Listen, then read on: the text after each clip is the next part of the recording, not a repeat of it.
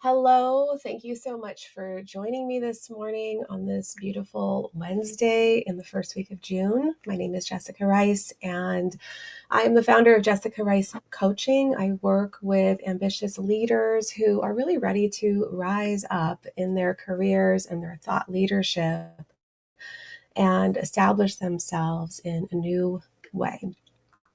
So I wanted to talk today a little bit about how do we motivate our teams. As you may or may not know, I work with a lot of corporate teams, a lot of large tech, government, big clients who are really struggling right now to help to create intrinsic motivation within their teams. And this is a real struggle because we have had quite an interesting year or two, right? We've noticed some decline with the way that organizations are having to operate with downsizing and reducing costs. So, how do we continue to motivate teams when we're in an environment where it feels nearly impossible? It feels like we are up against a brick wall and we really aren't sure how to even keep moving forward with that. It's hard sometimes to even motivate ourselves, right? Let alone try to motivate our team. And then we have our organization as a whole. And I've talked a little bit about psychological safety in recent lives. I think this is a topic that's incredibly important.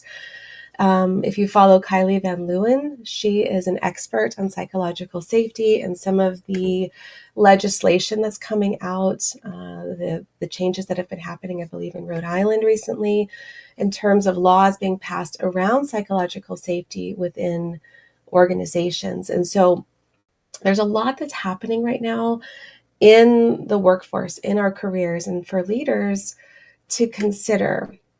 And I don't say all of this to keep it so that we're afraid. I don't want us to be afraid. I don't think that we should be afraid. It should be more about how do we lean in and how do we step back? We have to continually, as leaders, be zooming out, looking at the situation from a holistic lens, and then zooming in and focusing on where we need to come in and fill in the gaps. So many leaders that I work with have come up as subject matter experts, individual contributors, and they struggle with not knowing how to just dive into the details, right? How do they not get into the weeds with their teams? How do they lead from a distance? And if you can change your mindset about leadership a little bit and what that truly means for you as a leader and how you empower your teams to do their best work. It's a game changer. It changes everything when you're thinking about how you show up as a leader, and it enables you to continue to rise up in your own leadership. It enables you to continue growing. See, when we continue to dive back down into the weeds, back into the areas of our comfort zone, into the things that we know and we feel secure about, we are stunting our own growth, our own ability to continue to blossom and become the leader that we need to be and that we are intended to be. I had posted something earlier this week and I received an excellent comment from Eric. I'm probably going to say this wrong, Koister. You can tell me if I'm wrong. I'm sorry about that, Eric. And you asked an excellent question. How do we motivate our teams? What are some tips? And so I posted in there in the comments that I had 3 tips, really. And they seem rather simplistic. So those 3 tips are: 1, to align with yourself, self-alignment.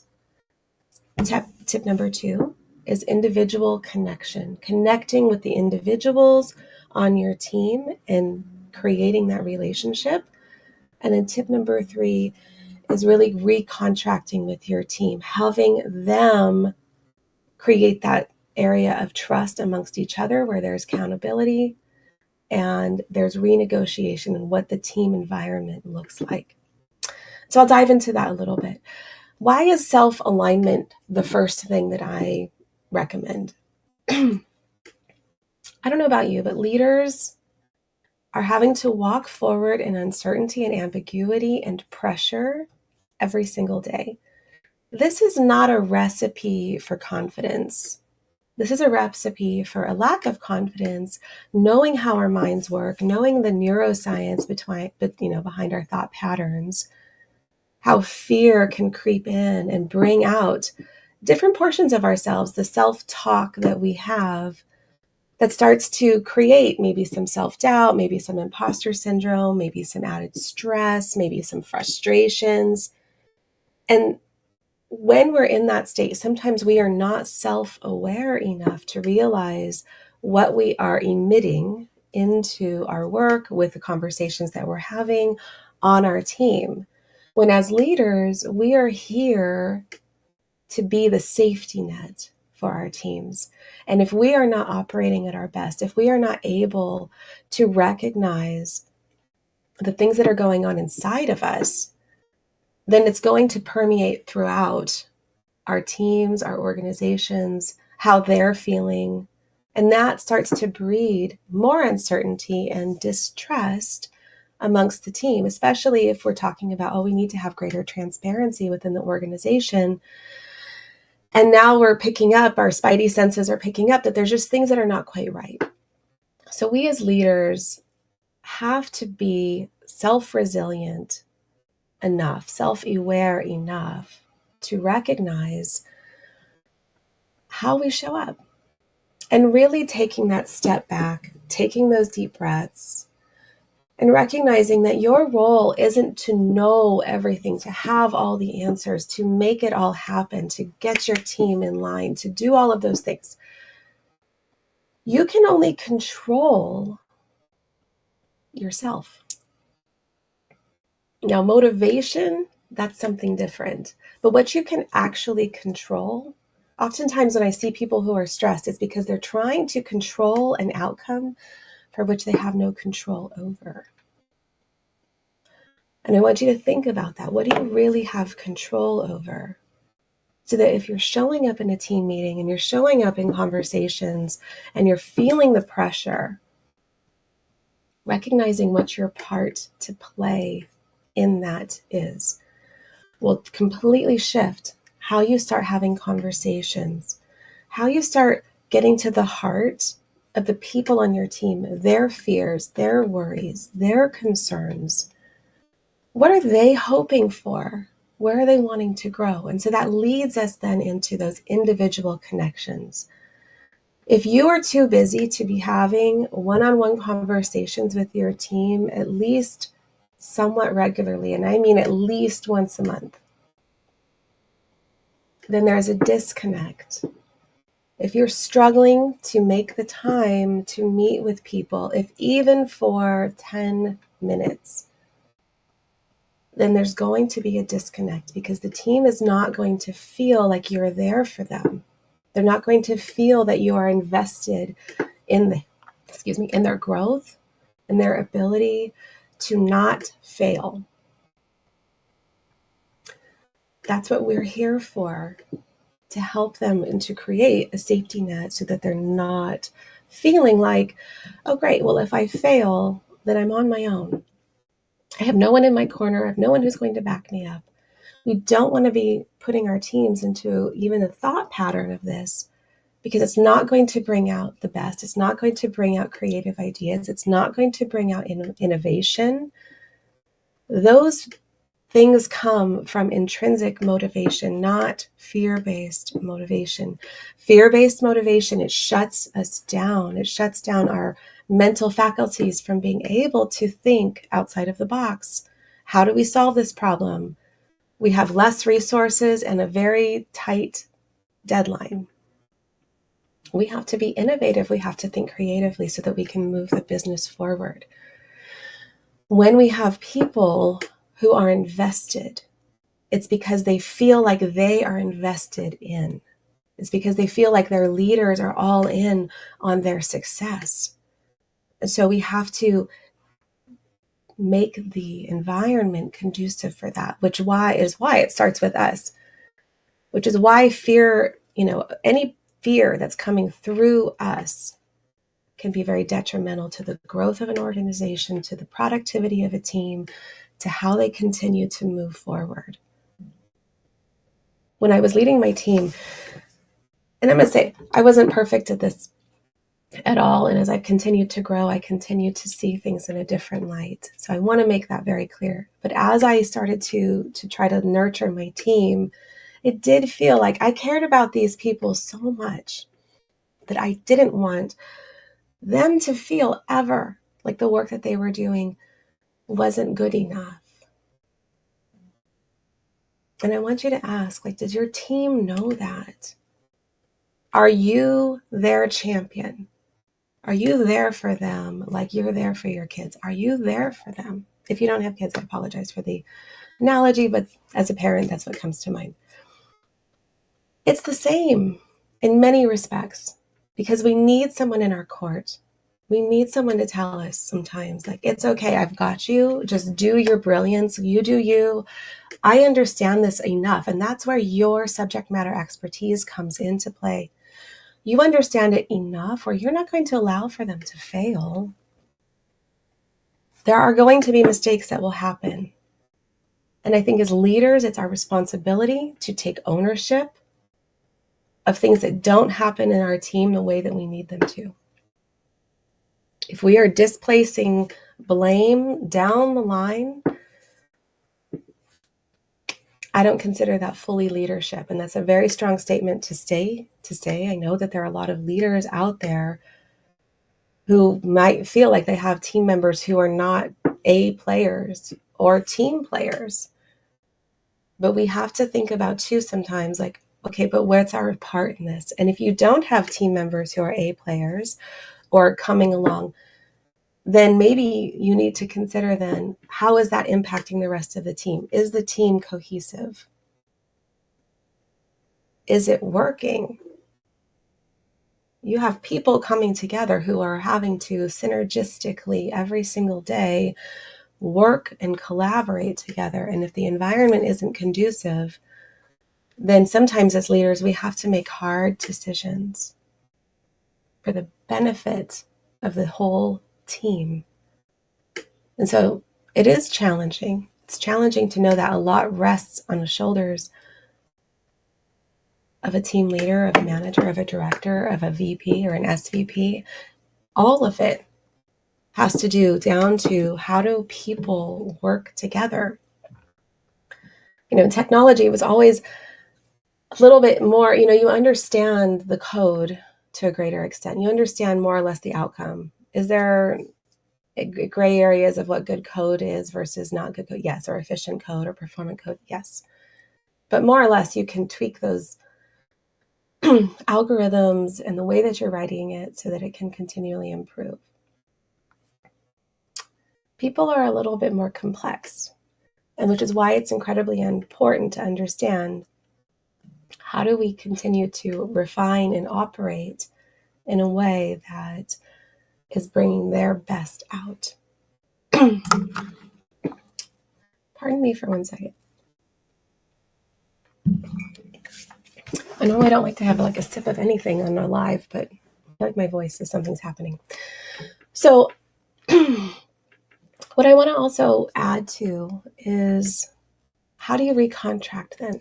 Okay, so you're getting your team, you're making connections, you're talking to them about skill gaps, you're talking to them about career growth, you're talking to them individually about the ideas that they have, innovation, responsibilities that they can take on. And as a leader too, you are asking for help. You can't do it all. And it's really important that the team understands this. It's not about whether it's their purview or not. It's not about whether they are fully skilled or not. If they're not, how do we get them there?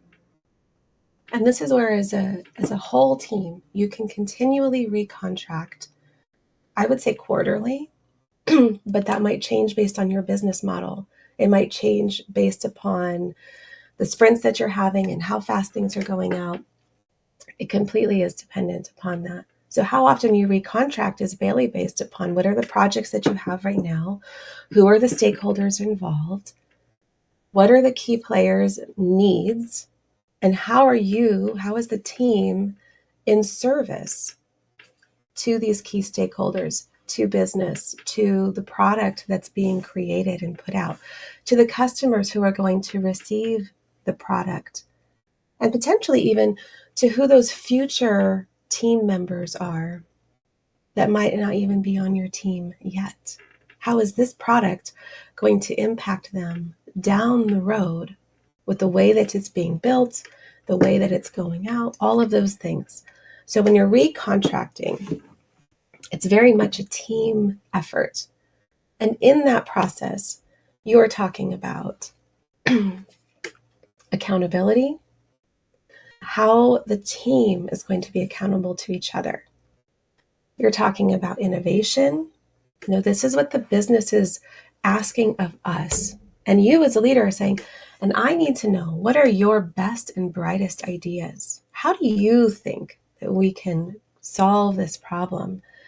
What can you, realistically take on? Who's willing to champion this? And start getting buy-in from the team. Now you have people who are invested.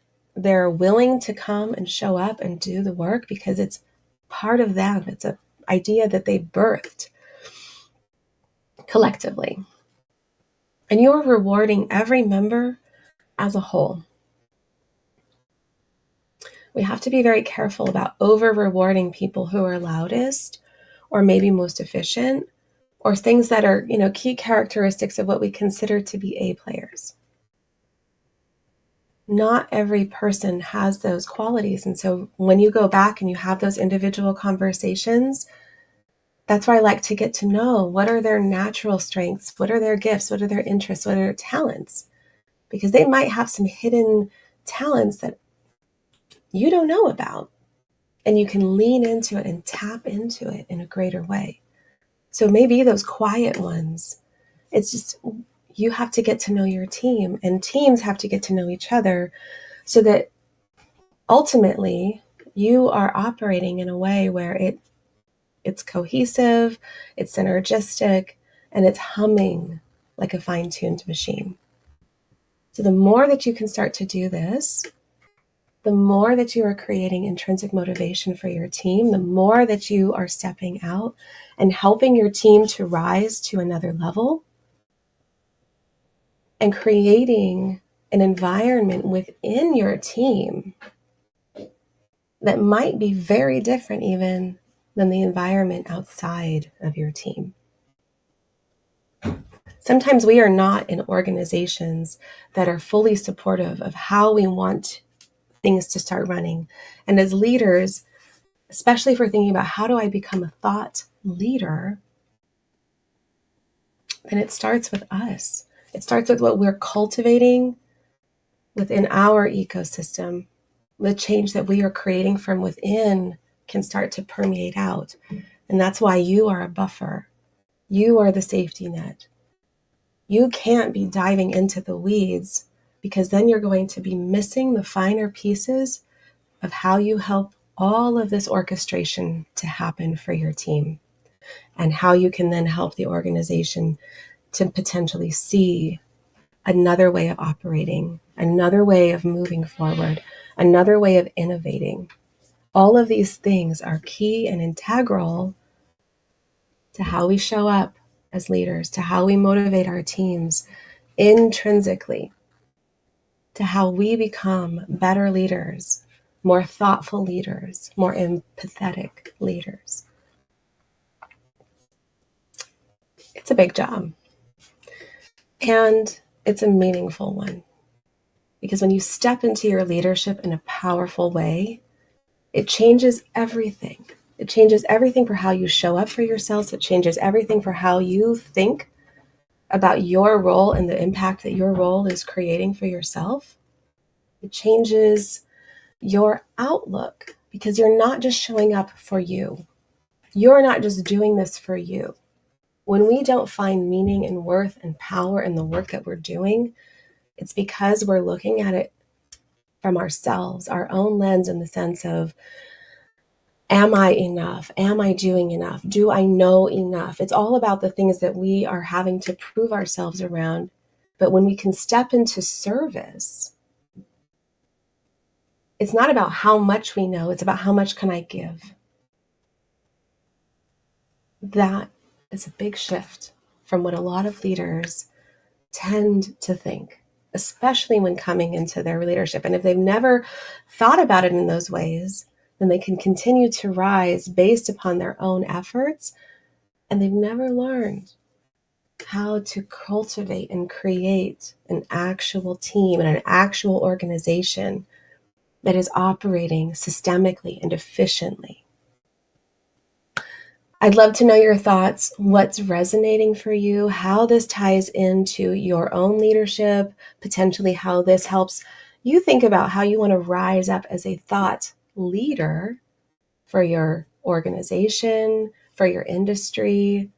What are some of the opinions that you have in relation to how we can continue to cultivate greater change within our industries? Thanks so much for joining me. Let me know in the comments what resonated for you, what stands out. Thank you so much for those of you who did participate in the poll. I appreciate it. As you can see, I did move the time. I couldn't move the date. I have too many clients right now, and a lot of them are on Fridays. I couldn't move to a Friday, but I did have openings on Wednesdays. And so 9 a.m. on Wednesday Pacific time we'll try that out and see if that's a better time for folks. Thanks so much again. Let me know. How does this resonate for you? All right. Enjoy the rest.